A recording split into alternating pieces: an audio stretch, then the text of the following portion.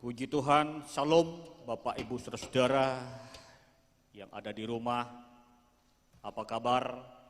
Tentu semuanya baik-baik saja dan sehat-sehat. Karena kita tahu saudara-saudara kita ada hari ini semua karena anugerah Tuhan. Sudah hampir 1 bulan lebih kita beribadah di rumah. Saya percaya saudara-saudara kita semua rindu untuk berjumpa kembali di gedung gereja.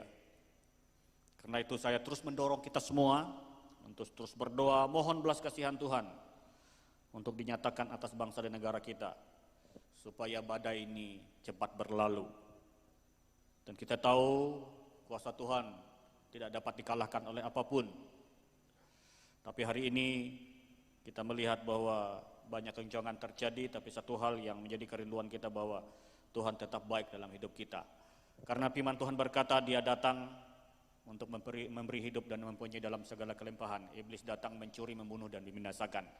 Karena itu hari ini saya ingin berkata kepada saudara-saudara, jangan izinkan kematian yang bukan selayaknya untuk kita terima mengambil hidup kita. Karena itu kita harus berdoa minta anugerah Tuhan supaya hidup kita terus dipelihara dalam kuasa Tuhan. Saudara-saudara, berkaitan dengan kebangkitan Kristus, hari ini kita terus belajar firman Tuhan. Dan Yesus telah mati bangkit untuk kita dan menyelamatkan kita. Dan hari ini kita akan belajar firman Tuhan. Mari buka Alkitab kita masing-masing di rumah dan manapun saudara berada, dalam Injil Lukas pasal 15 ayat yang ke-11 sampai 32.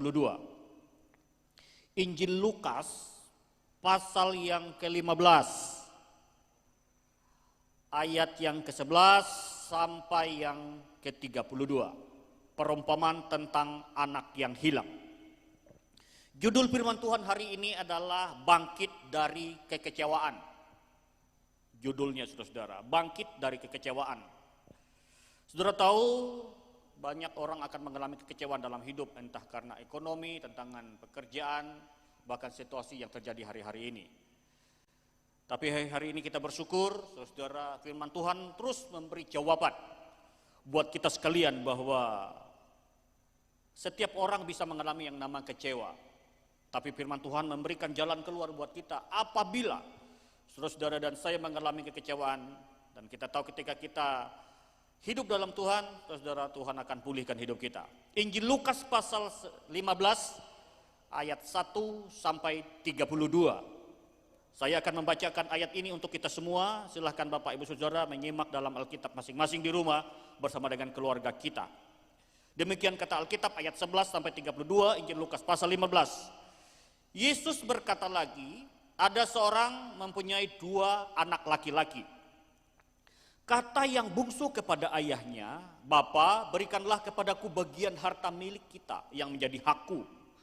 Lalu ayahnya membagi-bagikan harta kekayaan itu di antara mereka. Beberapa hari kemudian anak bungsu itu menjual seluruh bagiannya itu lalu pergi ke negeri yang jauh. Di sana ia memboroskan harta miliknya itu dengan hidup berpoya-poya. Setelah dihabiskan semuanya, timbullah bencana kelaparan di dalam negeri itu dan ia pun mulai melarat. Lalu ia pergi dan bekerja pada seorang majikan di negeri itu. Orang itu menyuruhnya ke ladang untuk menjaga babinya. Lalu ia ingin mengisi perutnya dengan ampas yang menjadi makanan babi itu, tetapi tidak seorang pun yang memberikannya kepadanya. Lalu ia menyadari keadaannya, katanya, betapa banyaknya orang upahan Bapakku yang berlimpah makanannya, tetapi aku di sini mati kelaparan. Aku akan bangkit dan pergi kepada Bapakku dan berkata kepadanya, Bapa, aku telah berdosa terhadap surga dan terhadap Bapa. Aku tidak layak lagi disebut anak Bapa, jadikanlah aku sebagai salah seorang upahan Bapa. Maka bangkitlah ia dan pergi kepada bapaknya. Ketika ia masih jauh, ayahnya telah melihatnya. Tetapi tergeraklah hatinya oleh belas kasihan. Ayahnya itu berlari mendapatkan dia, lalu merangkul dan mencium dia. Kata anak itu kepadanya, Bapa, aku telah berdosa terhadap surga dan terhadap Bapa. Aku tidak layak lagi disebut anak Bapa. Tetapi ayah itu berkata kepada hamba-hambanya, lekaslah, bawa kemari jubah yang terbaik. Pakaikanlah itu kepadanya dan kenakanlah cincin pada jarinya dan sepatu pada kakinya. Dan ambillah anak lembu tambun itu, sembelihlah dia dan marilah kita makan dan bersuka cita. Sebab anakku ini telah mati dan menjadi hidup kembali, ia telah hilang dan didapati kembali. Maka mulailah mereka bersukaria. Tetapi anaknya yang sulung berada di ladang, dan ketika ia pulang dan dekat ke rumah, ia mendengar bunyi seruling dan nyanyian tarian-tarian. Lalu ia memanggil salah seorang hamba dan bertanya kepadanya, apa arti semua itu? Semua jawab hamba itu, adikmu telah kembali dan ayahmu telah menyembelih anak lembu tambun karena ia mendapatnya kembali dengan sehat. Maka marahlah anak sulung itu dan ia tidak mau masuk. Lalu ayahnya keluar dan berbicara dengan dia. Tetapi ia menjawab ayahnya, katanya, telah bertahun-tahun aku melayani Bapak dan belum pernah aku melanggar perintah Bapak. Tetapi kepadaku belum pernah Bapak memberikan seekor anak kambing untuk bersukat cita dengan sahabat-sahabatku. Tetapi baru saja datang anak Bapak yang telah memboroskan harta kekayaan Bapak bersama-sama dengan pelacur-pelacur. Maka Bapak menyembelih anak lembu tambun itu untuk dia. Kata ayahnya kepadanya, anakku, engkau selalu bersama-sama dengan aku, dan segala kepunyaanku adalah kepunyaanmu. Kita patut bersukacita dan bergembira, karena adikmu telah mati dan menjadi hidup kembali, ia telah hilang dan didapat kembali. Saudara-saudara, firman Tuhan hari ini mengingatkan kita perumpamaan tentang anak yang hilang. Merupakan sebuah gambaran yang bukan saja hanya dilihat dari sudut kasih seorang bapak atau seorang ayah. Perumpamaan ini juga mengajarkan kita tentang sesuatu yang bisa kita lihat dari perspektif si anak bungsu tentang bangkit dari kekecewaan. Sekali lagi, saudara-saudara, kekecewaan itu banyak faktor yang bisa mendorongnya, manusia bisa mengalaminya. Tetapi dari pelajaran Alkitab hari ini, saudara, Tuhan ingin kita bangkit dari setiap kekecewaan, keputusasaan, bahkan dari apa saja yang menimpa kita hari-hari ini. Dan dari ayat yang kita baca, Bapak Ibu Saudara, Injil Lukas 15 ayat 11-32, kita akan menemukan ada beberapa pelajaran rohani yang patut kita catat, yang patut kita petik. Bagaimana kita bangkit dari kekecewaan yang terjadi dan kita alami. Mungkin hari-hari ini kita sedang mengalaminya. Kalau saudara sedang kecewa, dengarkan baik-baik firman Tuhan hari ini. Dan apabila saudara tidak kecewa hari ini, puji Tuhan, syukur, bangkitkan terus iman dan pengharapan kita kepada Tuhan. Bahwa Tuhan yang kita percaya adalah Tuhan yang tidak pernah mengecewakan kita. Dan apapun yang terjadi dalam hidup kita, saudara, karena kesalahan, karena apa saja yang kita buat, hari ini kesempatan untuk kembali kepada Tuhan terus terbuka. Saya catat ada 3 hal pelajaran rohani yang dapat kita petik bagaimana supaya kita bisa bangkit dari kekecewaan. Yang pertama Alkitab mencatat dari ayat 11-17. Nanti baca di rumah silahkan Bapak Ibu Saudara, Injil Lukas pasal 15 ayat 11-17. Bagaimana cara dan solusi yang Alkitab ajarkan dan melalui cerita perumpamaan tentang anak yang hilang ini, bagaimana supaya kita bangkit dari kekecewaan. Yang pertama, menyadari akan keadaan dan kesalahan yang diperbuat. Kita harus menyadari akan keadaan dan kesalahan yang diperbuat. Apa pesan Tuhan melalui kisah ini untuk kita, saudara-saudara? Menyadari keadaan bahwa seharusnya ia tidak demikian. Tetapi dia sadar, dia punya bapak. Ketika dia mengambil bagian yang Alkitab berkata dia berpopoya dan menghamburkan harta yang dia punya, dan terjadi kelaparan. Tetapi ketika dia sadar, ketika dia mengalami kekecewaan, putus asa, karena dia kecewa adalah karena tidak bisa makan. Sampai makanan nampas babi saja nggak bisa dapat, saudara. Tapi Alkitab bilang ketika dia menyadari keadaannya, dan dia ingat bapaknya, saudara, itulah langkah pertama yang Alkitab ajarkan buat kita untuk kita bangkit dari kekecewaan. Kita harus menyadari akan keadaan kita. Ya, keadaan itu sangat membentuk dia, saudara. Keadaan itu merubah dia, kesulitan itu merubah dia, bahkan dia menyadari keadaannya. Tidak saja keadaan yang dia merubah dia, tapi dia juga sadar akan kesalahannya. Sadar akan perbuatan yang mengecewakan hati Bapa. Itulah yang membuat dia ada kekuatan baru untuk dia bisa mengingat bahwa di rumah Bapaknya siap menunggu kedatangannya kembali. Kita sebagai anak Tuhan, juga apakah kita menyadari bahwa kita ini kadangkali juga sedang mengalami kekecewaan, kondisi, situasi yang tidak kita harapkan. Tetapi hari ini sebagai anak Tuhan kita diingatkan supaya kita sadar dan menyadari kesalahan kita dan bertobat. Alkitab berkata orang itu akan dipulihkan Tuhan. Tanpa menyadari keadaan kita, saudara-saudara, kita tidak akan berubah. Juga kita harus menyadari kesalahan yang kita buat pada masa lalu. Ini jugalah yang dialami oleh si anak bungsu. Ketika dia sadar bahwa hartanya sudah habis dipakai untuk hal-hal yang tidak bermanfaat, tidak berguna sama sekali. Alkitab berkata sekarang seseorang yang mengalami masa sulit untuk bangkit dari kekecewaan, jika ia sendiri tidak lebih dulu memahami akar masalah dari kekecewaan, kesalahannya, masalah keadaannya, maka dia tidak akan bisa mengalami pemulihan. Tidak sedikit, saudara-saudara, dari kita juga kadangkala seperti anak bungsu ini dalam perumpamaan ini. Kita menyangka bahwa kehidupan ini akan terus berjalan baik-baik saja. Ketika kita hidup menjauh dari hadapan Tuhan, tidak setia, tidak sungguh-sungguh, kita anggap tetap baik-baik saja. Tapi saudara-saudara, saya melihat, saya membaca artikel hari-hari ini, gara-gara COVID-19 ini, saya membaca satu artikel, katanya dunia agak bersih selama beberapa minggu ini, kurang asap, seluruh dunia.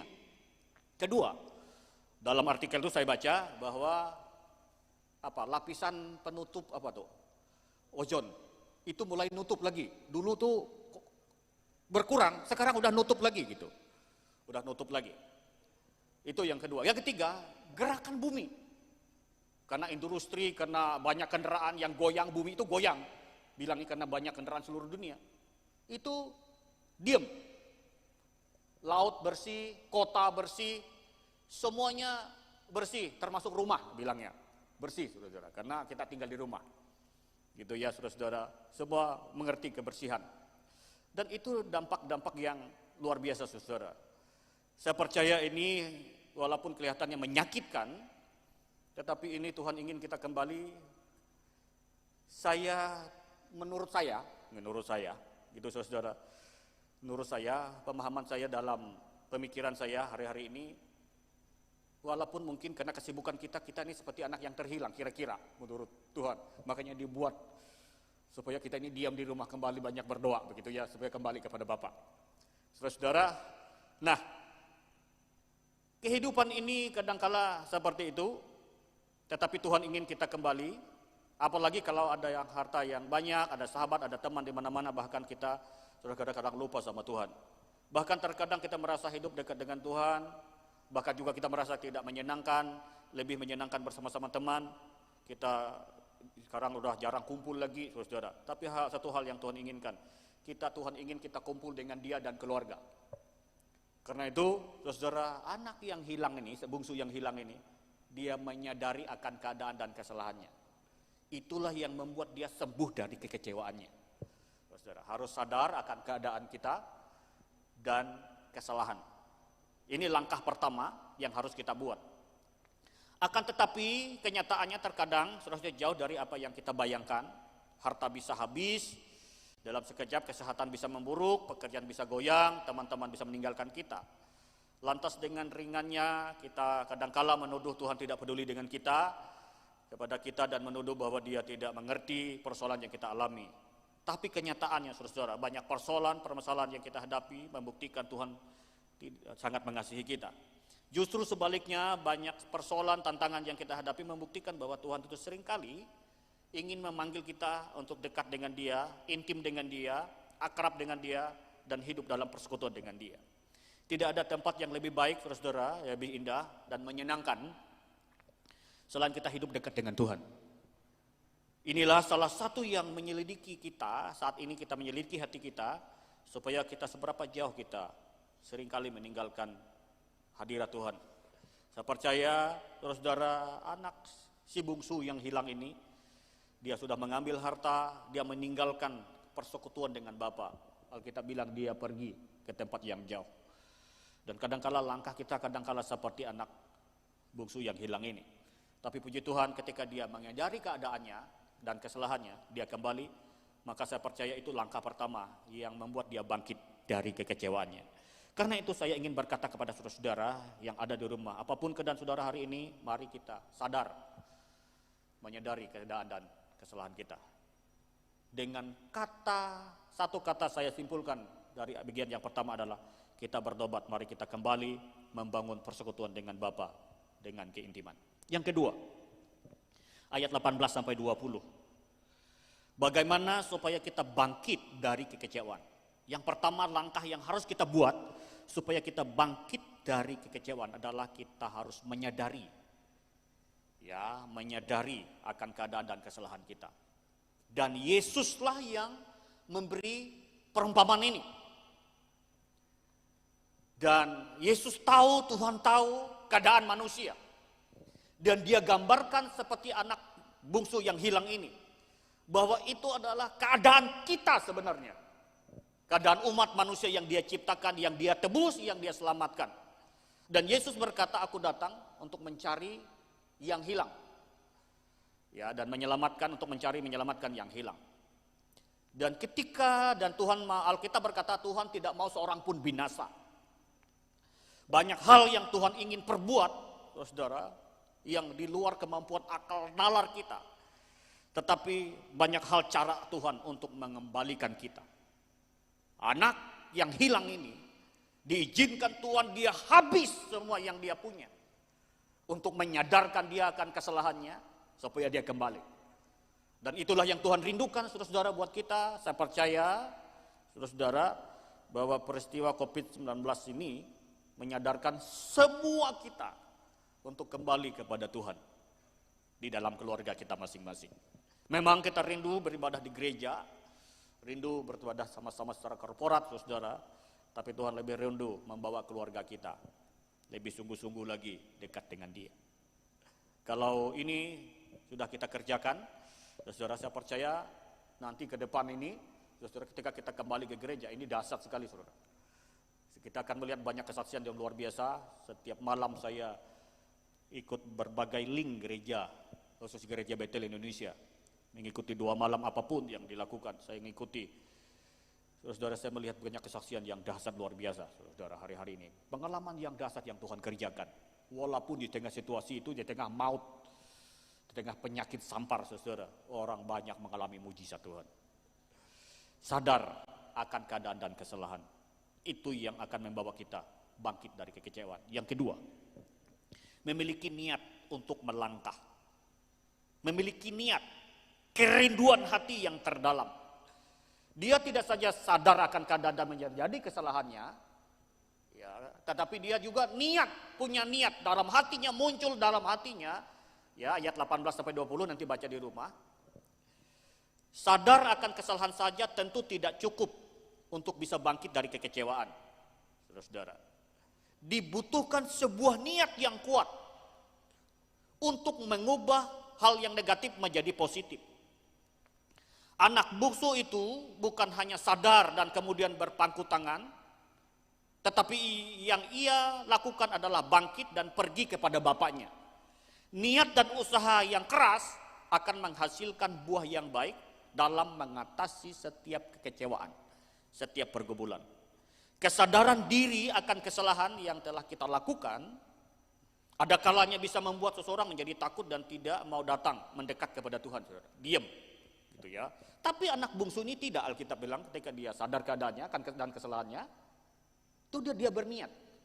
Ada kerinduan, ada keinginan. Dan ingat bapaknya di rumah. Kita merasa bahwa Tuhan pasti menolak kita, jangan-jangan Tuhan marah dan menghukum kita karena kita membuat kesalahan. Tapi faktanya dalam Alkitab yang kita baca, saudara, ketika dia sadarkan keadaannya dan kesalahannya, dia punya niat. Nanti bagian yang ketiga, Alkitab bilang tadi, dari jauh bapaknya lihat dia dikejar. Saudara, bapaknya ngejar. Apakah muncul dari kata mulut dari seorang ayah ketika dia lihat anaknya datang? Mohon maaf, saya pinjam sebentar kata-kata kebun binatang, kata-kata kurang ajar dia ucapkan, tidak ada, saudara. Ini hebatnya Tuhan kita, bahwa pengampunannya, kasih setianya, kesediaannya menerima kita kembali selalu dengan tangan terbuka. Ketika saya membaca merenungkan ayat ini, saudara, dasar sekali Tuhan Yesus kita, saudara. Dan ini menggambarkan tentang dirinya sendiri, bagaimana dia menyambut kita. Dia berkata, hai kau yang letih lesu dan berbeban berat, datanglah padaku, aku akan berikan kelegaan padamu. Tidak ada kata-kata yang negatif, tidak ada kata kasar, anak kurang ajar, hei kau anak yang memboros, tidak ada, saudara. Dan kita bilang tidak saja dia kejar anaknya yang kembali, dia peluk, dia cium anak itu. Ya, dan itulah kasih Tuhan buat kita semua. Memiliki niat untuk melangkah kembali kepada Bapaknya. Saudara-saudara, seburuk apapun dan sebesar apapun kesalahan yang telah kita berbuat, jangan takut untuk datang mendekat sama Tuhan. Dosa selalu menarik kita menjauh dari Tuhan, tetapi kasih Allah selalu menarik kita untuk dekat dengan Dia. Saya ulangi sekali lagi kata ini. Dosa selalu menarik kita menjauh dari Tuhan. Tetapi kasih Allah dalam Yesus Kristus selalu menarik kita ingin dekat dengan Dia. Singkirkanlah gambaran Tuhan yang selalu melotot, yang selalu mungkin seperti seorang ayah yang kejam. Singkirkan jauh-jauh dari pemahaman kita. Tapi mari kita selalu berkata, Tuhan Engkau Bapa yang baik. Karena sekali lagi saya ingin sampaikan, saya harus kutip khotbahnya Pendeta Rubin Adi Abraham. Yesus kita itu, Allah kita itu Bapa yang baik. Iblis itu jahat. Udah dua ini. Bapa yang baik. Dan dia tidak berpangku tangan hanya menatap kita dari jauh. Tapi dia Alkitab berkata dia mengejar. Dia menghampiri kita ketika kita kembali sama dia. Niat untuk melangkah kembali kepada Bapa. Bayangkan Bapa yang penuh kasih yang menyambut kita seperti dia menyambut si bungsu yang hilang. Pandanglah dia sebagai Bapa yang baik yang selalu menyambut kita setiap waktu, setiap saat. Seperti dia menyambut si bungsu yang hilang. Ketika dia kembali ke rumah bapaknya berlari menyongsong, memeluk erat, mencium dia habis-habisan, kata Alkitab, karena sukacitanya. Dia berkata, anakku yang mati telah hidup, anakku yang hilang telah kembali. Itu merupakan kegembiraan yang luar biasa. Yang Bapa, yang Yesus alami ketika dia melihat kita kembali kepada dia. Bangkit dari kekecewaan. Sekali lagi saudara-saudara, banyak faktor, banyak hal yang membuat kita kecewa. Karena situasi, karena keadaan, bahkan kesalahan kita. Tetapi apapun hal yang membuat kita kecewa, hari ini Alkitab memberikan jalan keluar buat saudara dan saya. Yang pertama, kita harus menyadari keadaan dan kesalahan kita. Yang kedua, miliki niat untuk melangkah kembali kepada Bapa kita. Saudara-saudara, inilah yang Tuhan ingin sampaikan buat kita. Yang ketiga, yang terakhir, bagaimana supaya kita bisa bangkit dari kekecewaan. Yang pertama, saudara-saudara, sekali lagi saya ulangi bahwa menyadari keadaan dan kesalahan yang kita buat. Anak si bungsu yang hilang ini dia menyadari keadaan dan kesalahannya. Dia sadar, Alkitab berkata dari ayat teks yang kita baca tadi. Yang kedua, dia niat dari dalam hatinya, muncul niat, muncul kesadaran. Ya, dalam pikiran, dalam hatinya bahwa dia ingat bapaknya adalah Bapa yang baik. Walaupun dia berkata, Bapa, aku telah berdosa terhadap Bapa dan surga. Jangan anggap aku anak lagi. Saudara, jadikan aku seorang upahan. Bapaknya bilang, enggak, engkau tetap anakku. Itu Bapak kita, saudara-saudara. Itu Tuhan kita, saudara. Dia tidak pernah tolak kita. Dia tidak pernah membuat kita seperti hamba, bahkan upahan. Dia berkata, engkau tetap anakku. Luar biasa saudara Tuhan kita. Karena itu yang membuat kita terus berbahagia, terus kuat hari-hari ini, bahwa Dia Bapa yang baik, sanggup menjaga, memelihara kita, sanggup memulihkan kita, sanggup mengangkat hidup kita. Saudara yang ketiga, yang terakhir, anak sebungsu ini bagaimana dia bangkit dari kekecewaannya. Anak yang terhilang, dia bangkit dari kekecewaannya. Yang terakhir, dia membangun hidup yang baru. Membangun hidup yang baru. Saudara, saya percaya hari-hari ini Tuhan ingin kita membangun kehidupan kerohanian yang lebih dari sebelumnya. Anak yang busuk karena dosa dan pelanggaran terhadap Bapa, dia sadar akan kesalahannya, keadaannya, niatnya untuk kembali melangkah, kembali kepada Bapaknya. Dan Alkitab bilang dia membangun kehidupan atau hidup yang baru dengan Bapaknya. Ayat 21 sampai 24. Membangun hidup yang baru. Saya percaya situasi hari-hari ini adalah untuk kita membangun kehidupan kerohanian, persekutuan, keintiman dengan keluarga, dengan Tuhan. Adalah hal yang baru, saudara. Ya, saya lihat juga banyak status, banyak tulisan, saudara. Gereja boleh ditutup bilangnya, ada lukisan. Tidak ada ibadah. Ya, kalau dihitung-hitung gereja mungkin beberapa ribu gitu seluruh dunia. Tapi dengarkan baik-baik saudara. Hari-hari ini, mungkin sebulan ini, gereja berlipat kali ganda muncul, saudara. Kenapa? Karena gereja sudah pindah ke rumah, saudara. Ya, kalau jemaatnya 1.000, saudara, dalam satu gereja 1.000 gitu, semua rumah bangun mesbah keluarga 1.000, saudara. Berarti berapa? Dari satu gereja munculkan 1.000 gereja, saudara.